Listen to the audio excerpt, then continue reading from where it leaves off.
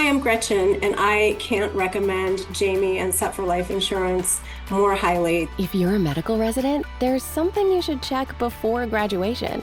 Some hospitals offer GSI disability insurance during residency. That means income protection with no medical exam and no medical questions, and discounts of up to 30%. You can learn if your program has it at gsiquotes.com. They have helped me for 25 years with my insurance needs. But here's the catch. GSI usually disappears once residency ends. So if you're still in training, check now. Go to gsiquotes.com. Again, that's gsiquotes.com. I suggest you give them a call. It will be well worth your time. From the Income Protection Journal, you're listening to the Income Protection Journal podcast with Jamie Fleischner. My guest today is Andy Schaefer, who spent 24 years as an actuary at Principal Financial Group pricing disability insurance risk before stepping into his current role overseeing pricing and product development across Principal's specialty benefits divisions. For more than 2 decades, his job was to calculate the probability that working people would lose their income and the cost to replace it across millions of insured lives.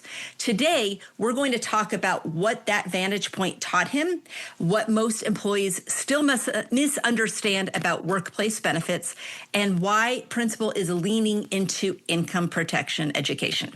So welcome, Andy. Yeah.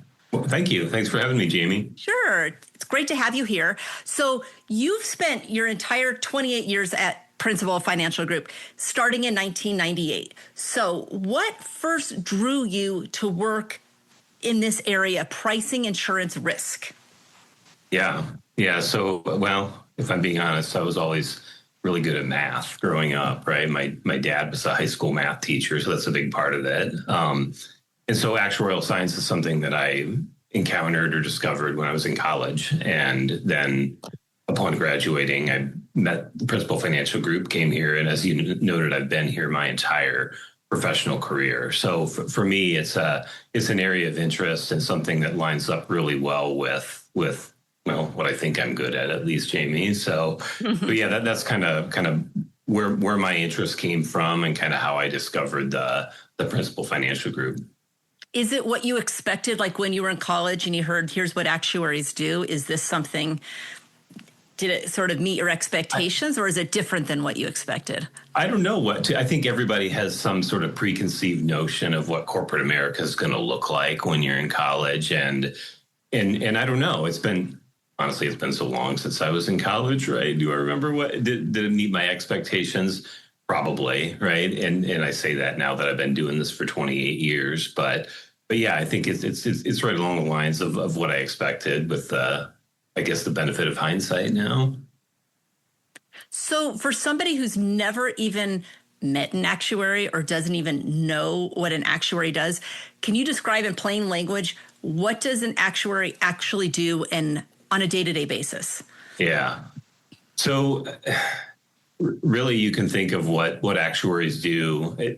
In each kind of area of actuarial specialty is a little bit different, but the way I think about it is for this particular business that we support, you're essentially looking at information and then kind of translating what I'd call the law of large numbers into something that an insurance company can use to price. So that's not really plain language. So think of it as we observe, you mentioned it, millions of lives that Principal covers. And so actuaries take a very close look at, in this case, the number of people that become disabled over the time that we insure them and the number of people that recover. So those two things are very important to determining what the cost of insurance should be for disability income, or for income protection, as I like to call it.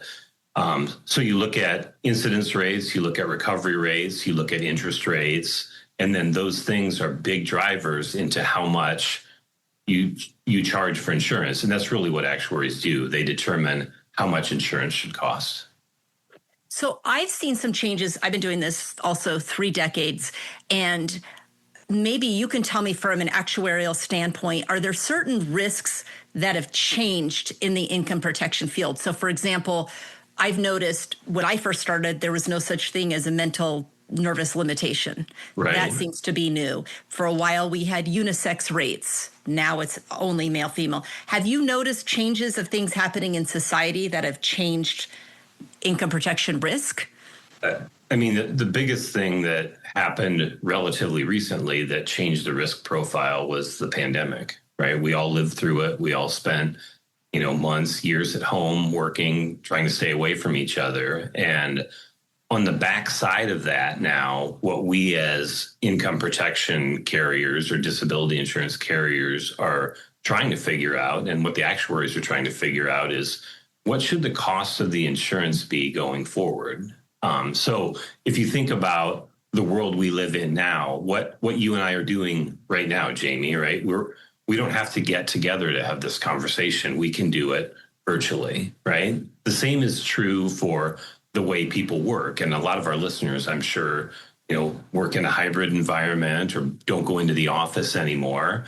So when we think about how we insure people, the days of everyone going into the office to work are essentially gone, right? It doesn't mean that there isn't a place for in-office work. I'm in the office right now, but there are millions of Americans that now work remotely or work in a hybrid fashion. And so what that means for disability insurance or for income protection is that in situations prior to the pandemic, people might have had to go into the office to work. And if they couldn't, then they would file for disability, right? There's all sorts of examples where this happens. A good example is someone that is diagnosed with I'll call it stage 2 cancer, right? Before the pandemic, that person started to go through treatment. They don't feel great. They might lose their hair. They certainly don't feel like driving. They don't want to be around other people in the office. And so if they can't come into the office, short-term disability, right? And if the condition's worse, maybe it turns into a long-term disability. Well, now the world's different, right? A lot of employers have this technology set up, and employees want to work. They still want to contribute. They want to add value. So it's much easier now for employees to work on a part-time basis, work on a residual basis. So they're not filing as many claims because they can work remotely. And then the same thing is true for people as they begin to recover and start to feel better. They're ready to return to work. Well, in a lot of cases, they've been out for a while. Maybe their employer has replaced them with a new employee, and there's no place for them at their current employer, but they live in Chattanooga, Tennessee, or name the place. Their family's there. They want to stay in that geographic location, but they can't find a job. The world we live in now, we at Principal can help them find a job almost anywhere, right? They can do the same thing in Seattle. We help them find a job in Seattle. They work remotely. That helps them get back to work. It helps them contribute. Those two things help people get back to work or help people stay at work, lowers the cost of income protection for everyone, which is a great thing. So, yeah, you mentioned at the end it lowers the cost. So has pricing also changed as a result of these changes? Have you noticed? Absolutely. Yeah, absolutely. The pricing for a lot of our insurance offerings has changed materially. The kind of the dynamics there that I described, being able to stay at work or return to work, obviously apply differently depending on the occupation, right? If you're in maybe a heavy blue collar or gray collar job, it's probably more difficult to work remotely like I just described. So the impact is different depending on the industry or the occupation. But in a lot of situations, there's no debating the fact that the cost of insurance is coming down because of the phenomenon that I'm describing. I've noticed that a lot too. We work with a lot of like solopreneurs, entrepreneurs, people do consulting and they work from home. And before the pandemic, if they worked from home, some companies wouldn't even allow them to get a policy. Now it's almost expected that they work from home. Absolutely. But is it harder for an underwriter to kind of, or when it's a time of claim, to differentiate how much they're able to work or not, because it sort of bleeds through with being at home? At the time of claim, is that what you asked, Jamie? Yeah. At the time of claim, is it difficult to discern how much they can or can't work?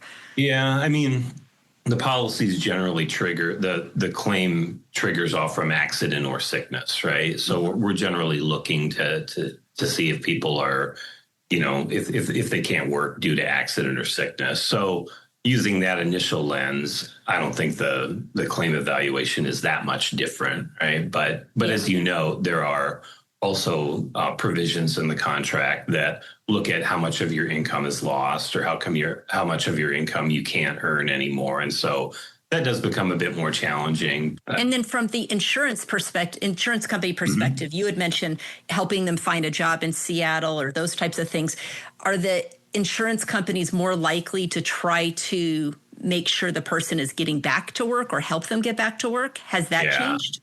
No, it's changed because of the dynamic I described, right? But what you're hitting on is something that we do at Principal and all insurance companies do that I don't think gets enough airtime or spotlight. And it's the fact that we have significant resources that we use to help people get back to work, right? To consult with them, to talk to them at the most difficult moments in their lives, right? We talk to a lot of people that are on claim. They're really hurt or they're really sick. And these are the people that do this.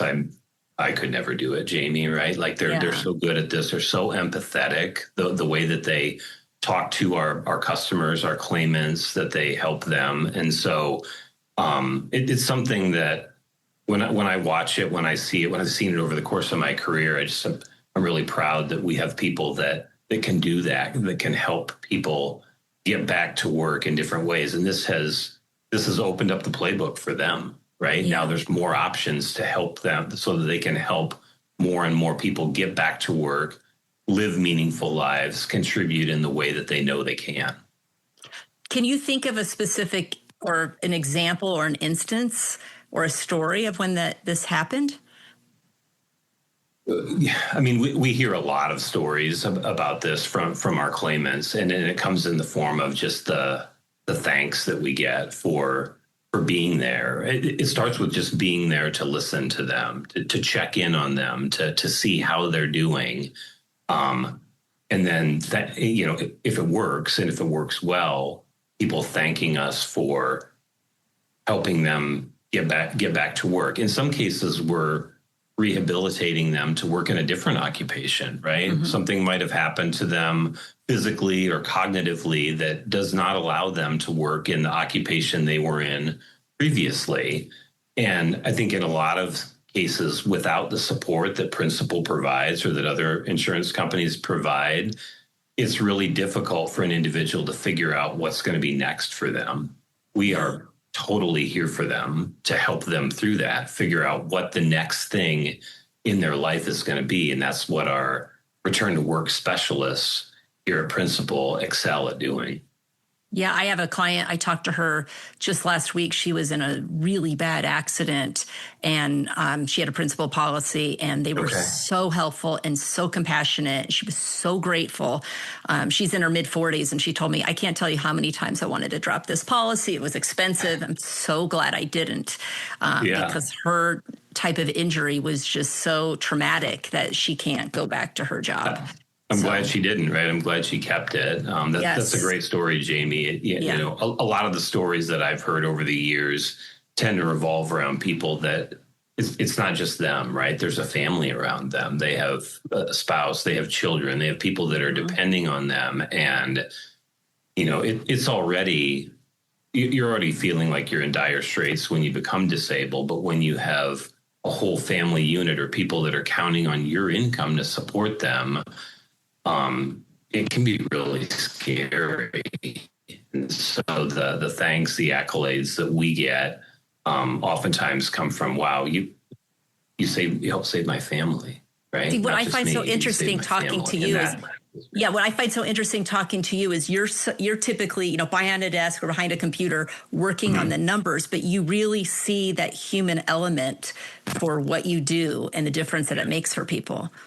Yeah. So I find that really interesting. Yeah. And a lot of that is, talking to our claim specialists here at Principal, right? The stories that they have and just better understanding their role and how they help so many people. So when you worked as an actuary, you probably look at patterns over time. What was the most surprising pattern you saw in the disability claims data? Most surprising pattern. Yeah, that's a really good question, Jamie. I don't know. I think the most depending on the risk, there's a big difference between short-term disability insurance, between long-term disability insurance, and even individual disability insurance. I think the thing you learn very quickly, particularly for longer-term risks like long-term disability or individual disability, is really how few people actually file a claim, right? So for LTD, long-term disability, or for individual disability, about 3.5 to 4 out of every 1,000 people that we insure actually file a claim, right? Really? So, it's that low? Yep, it's low, about 3 to 4. 3 is pretty low, 4 is on the higher end, but that's the average number of people that go out on claim. And so as a result, when you're looking at information to try to figure out how to price, you have to look at your experience over a long period of time, right? Typically 5, even better if it's 10 years. You're looking back to see, okay, we've insured, 20 million people over this time period. How many of them have actually filed a claim? How quickly do they recover? Things like that. So it isn't that many people that actually file a claim. And I think that's where income protection, that's where the challenge for us as an industry comes in, because there really are relatively few people that need the coverage when you think about it that way. Everyone, should think about income protection, in my opinion, but only 3 to 4 out of 1,000 people actually file a claim. And so thinking about it from the consumer's perspective, I think there's a need this, right? Like I'm invincible. I'm not going to need the coverage. And that statement is actually true for a lot of people, but it's a significant risk to not have it, a risk that Principal can take off the table by providing you insurance coverage. So I would assume that lower number is for policies that were underwritten, because if you're able to get a policy and you go through the underwriting, maybe you are a lower risk. What is the difference in an individual policy that's been underwritten versus an employer-sponsored policy? You'd be surprised. Claims? Yeah, you'd be surprised. It's actually not that different. It's in the same range. You're right, though. An individually underwritten policy does have low, all else being equal, it has lower incidence. It has a more appropriate premium to charge for that customer. But when you think about what happens through the employer on the group side, the underwriting it's more group underwriting, right? Meaning that we don't, underwrite every individual specific person that works at a 500 life company, right? We don't go through that, but we know that those people are all actively at work. Mm-hmm. And so they're getting the coverage, and the employer pays for the coverage in most situations, right? The employer's paying for this coverage. And so there isn't, in the business, we call it anti-selection, right? There just isn't very much anti-selection at a group level, because the employer provides it, the people get it. They're not necessarily thinking about whether or not they need income protection. The employer just provides it for them, which is a wonderful benefit for employer to offer when they're willing to do so. So when we come back, Andy walks us through what really happens inside a household when a paycheck stops without warning, from the data side and the human side. Andy Schaefer has spent nearly 3 decades at Principal Financial Group looking at what an income loss actually does to working families, first as an actuary pricing the risk, and now as the executive responsible for the products built to absorb it. So that dual vantage point is where the next part of the conversation is. Okay, so you have spent decades looking at what happens to households when an income suddenly stops. What does that actually look like in the data in the stories that you hear? When someone's income stops and is replaced by the policy, is that what you're asking? Yeah. So like from your vantage point, when somebody goes out on claim, what does that look like in the data, and in the stories that you hear? If you have coverage, right, then Principal is there to to assist, right? To provide income replacement. And so if you think about kind of what you do day in and day out when you work, there's a whole host of expenses that you have. I mean, you have clothing to wear, you have to drive to work, right? You buying lunch, things like that. When you become disabled, you're at home. Now, a lot of those expenses are different, right? You still have responsibilities. You still are making mortgage payments. You're still making utility payments. You're still supporting your family. But the income that you now have from a disability insurance policy is admittedly lower than it was before while you were working. And that's very much by design. And we talked about that a little bit earlier, Jamie, right? That there's going to be a lower income replacement threshold. But again, that's by design, because when you're disabled, typically your expenses are lower. The other reason that the income replacement is lower is because it provides a bit of a constant incentive to return to work, right? Or to kind of look for something else to do. So from an insurance company perspective, the policies are designed to replace a portion of the income, but not all of it. Mm-hmm. So from your vantage point, what are you seeing as the biggest risks for somebody to file a claim? The biggest risks for someone to file a claim? Yeah, because you're looking at it from the data, you're probably looking at what's going to cause the most likely claims, correct? Like when you're looking at the data, somebody applies, you're looking at all of the risks. What are the biggest risks that people have? Yeah, good question. So when you think about disability insurance, or you look at the advertising, or you look at the marketing, you see hospital crosses, you see people in wheelchairs, you see people on crutches. That kind of conveys an image of accident, right? That this coverage provides protection against accidents, and it does. But accidents are only 10% of the 10%. Disabilities that we cover. Really? The other 90% are sicknesses, right? And so I think what most people significantly underestimate, this is kind of another thing I've learned over the course of my career, is that people significantly underestimate the probability that they'll become sick, right? And so when you kind of go through your internal calculus of, do I want to buy an income protection policy, or do I need income protection? I think there's a lot of people that are thinking, well, if I get hurt, I can just work through it, right? I can work from home. I'll be fine. I do all my work on a computer. It'll be fine. And that is true for a number of people. But back to my previous point, when you get really, really sick, and you're impacted physically and, more importantly, cognitively, in a lot of situations, you can't do much of anything, right? Mm-hmm. It's hard to kind of stay awake for a while when you're really sick. It's hard to think. It's hard to concentrate. And working in that environment can be excruciating for a lot of people, which, again, that's where this coverage can step in and help, even if it's not completely debilitating, but you can work a little bit. Like we talked about before, Jamie, now our policies will accommodate that, right? We can provide partial income replacement in the event that you can do some work.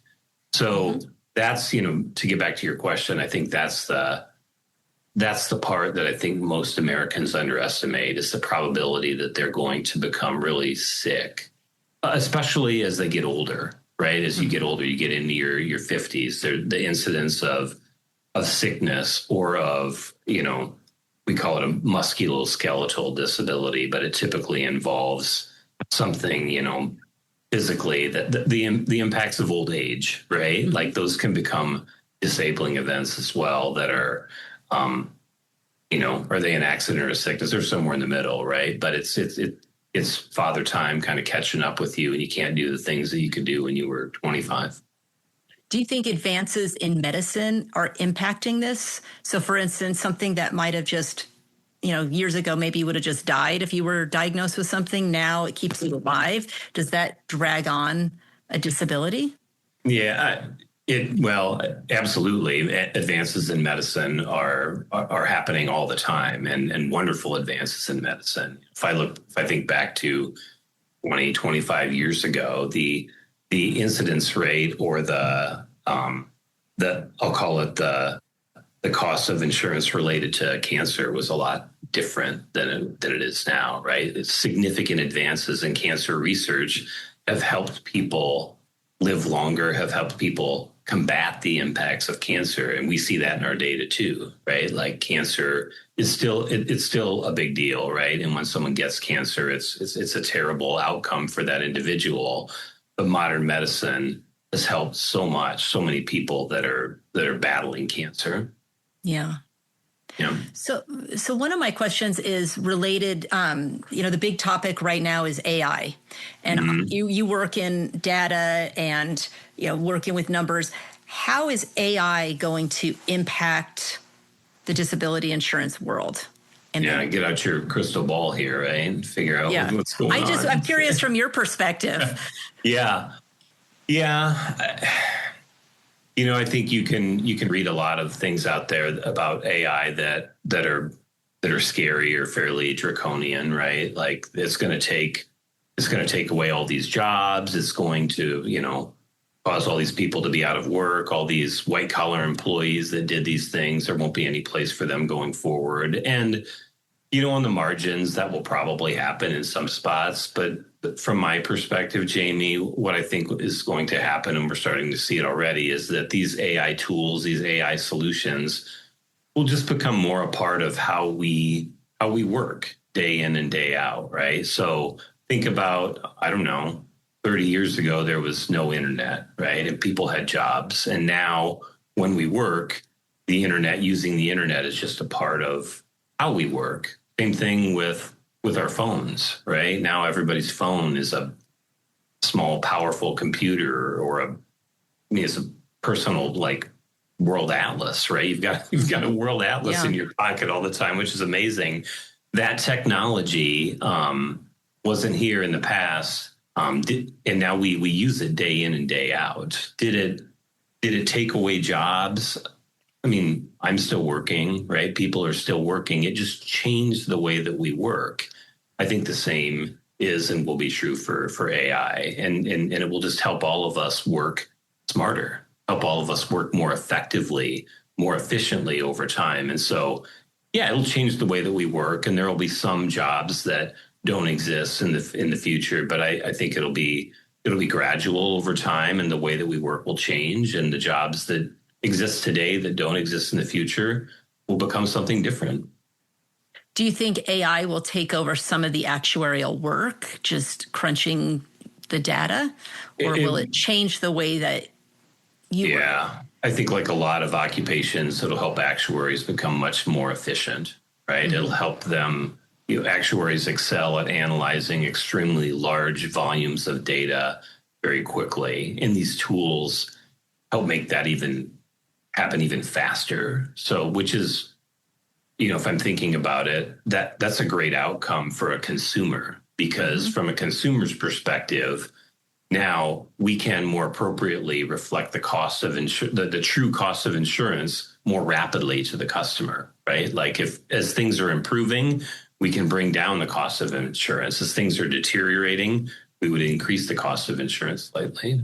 So that's what I was thinking. I was thinking that by analyzing the data more efficiently and faster, they may be able to price things at a faster pace, because typically in the insurance industry, it takes years when they start to notice, wait a minute, like you had mentioned before, people working from home, that's not a big risk anymore, but all of the data can prove it. And now maybe with the AI and moving it along faster, they can be more nimble with their pricing, which benefits the consumer.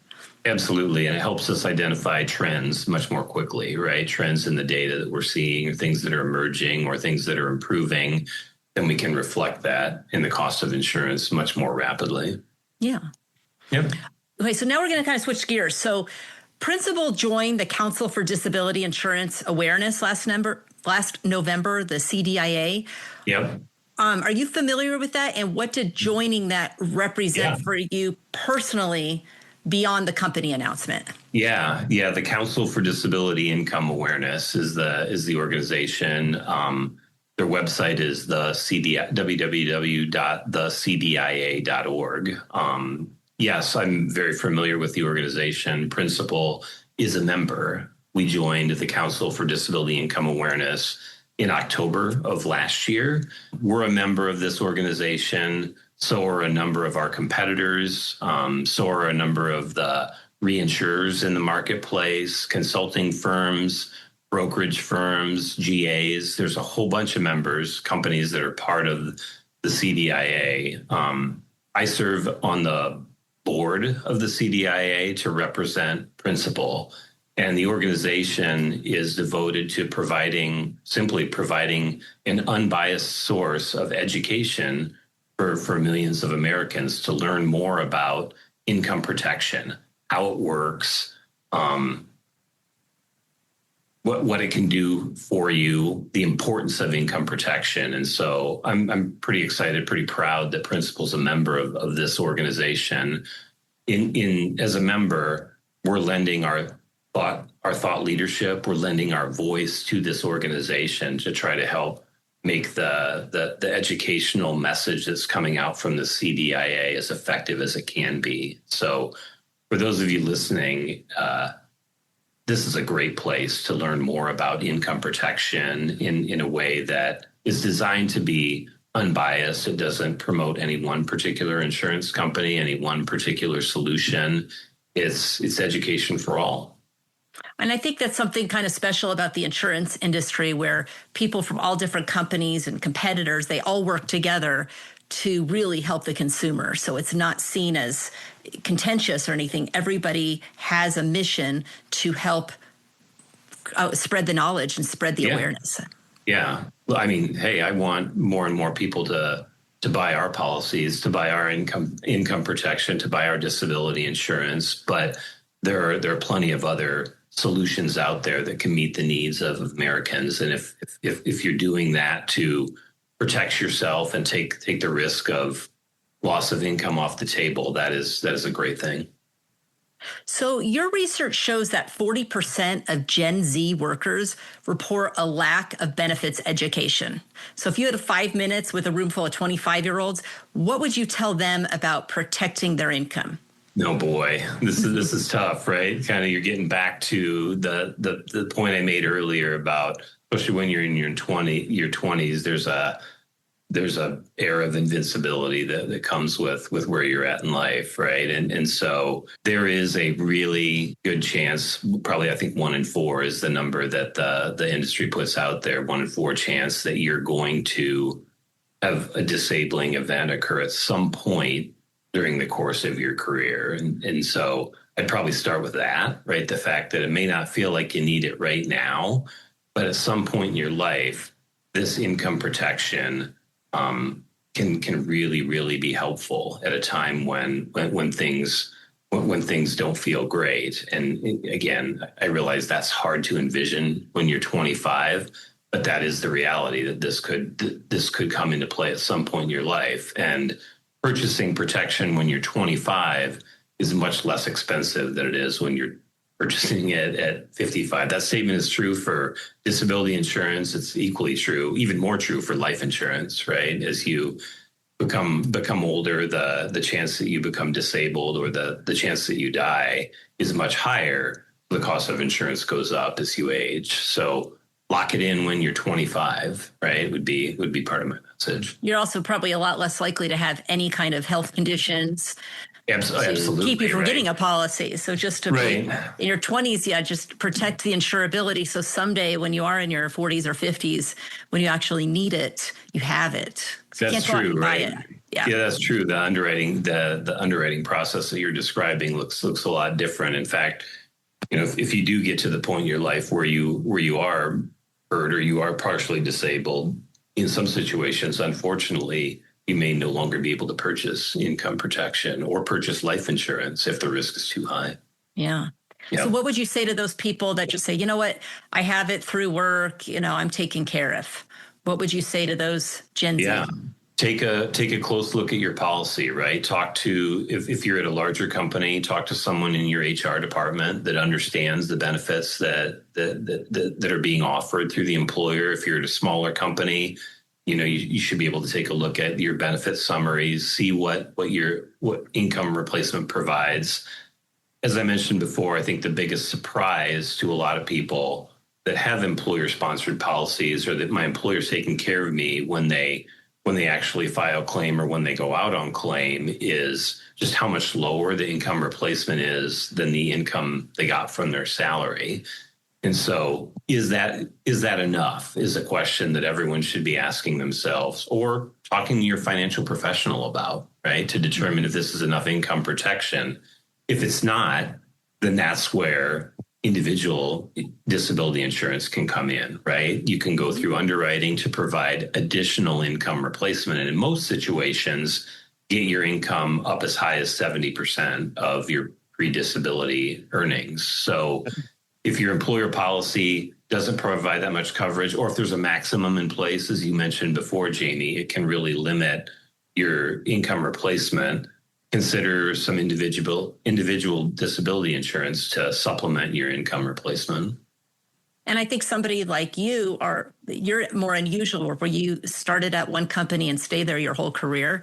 I think for a lot of these young people now, that's a lot less likely. So I think having something that's portable, so if and when they leave, they can take it with them, because you don't want to be stuck at an employer because you had a change in health.